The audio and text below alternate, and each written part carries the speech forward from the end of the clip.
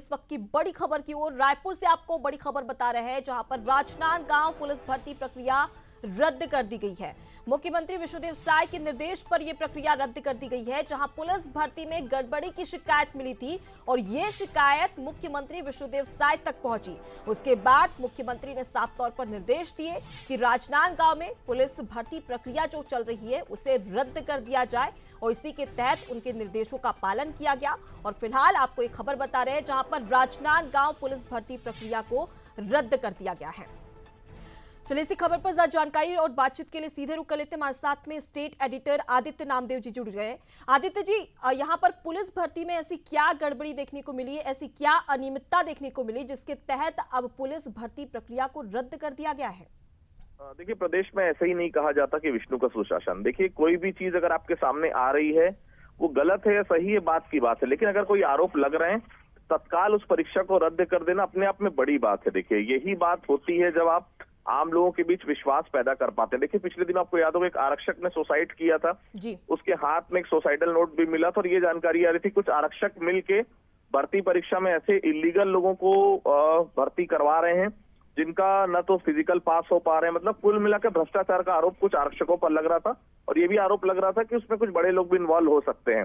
जैसी ये जानकारी आई, बहुत गंभीरता से लिया इस पूरे विषय को सीएमओ ने, चीफ मिनिस्टर ऑफिस ने, और मुख्यमंत्री ने आज पूरी परीक्षा को ही रद्द करने के आदेश दे दिए। बड़ी खबर है हर लिहाज से। देखिए, आरोप अगर लगे हैं, आरोप की सत्यता है यानी जांच का विषय, लेकिन अगर आरोप लगे तो तत्काल उस चीज को हटाना ठीक, क्योंकि यूथ के बीच में विश्वास पैदा आपको करना है कि भर्ती परीक्षा जो भी हो रही है फेयर हो रही है। पीएससी का हाल हम पिछली बार देख चुके हैं। तो ऐसी परीक्षाओं में जब भी आरोप लगते हैं, देखिए यही सबसे बेहतर डिसीजन होता है कि पहले आप परीक्षा रद्द कीजिए और तत्काल प्रभाव से बड़ी जांच के उसमें आदेश दे दीजिए। तो फिलहाल देखिए, पूरी परीक्षा पूरी शुरू से लेकर अभी तक राजनांदगांव में जितनी भी भर्ती हुई है, आरक्षक भर्ती चल रही है, उसको पूरा तत्काल प्रभाव से रद्द कर दिया गया है। जी, लेकिन अभी फिलहाल पुलिस भर्ती प्रक्रिया को रद्द कर दिया गया है, लेकिन अब इसकी शुरुआत फिर से कैसे की जाएगी? क्योंकि एक लंबी प्रोसेस रहती है और फिलहाल मुख्यमंत्री के निर्देशों का पालन तो किया गया है, लेकिन आने वाले समय में फिर से ये भर्ती प्रक्रिया कब से शुरू होगी? क्या इसको लेकर भी कोई निर्देश जारी किए हैं?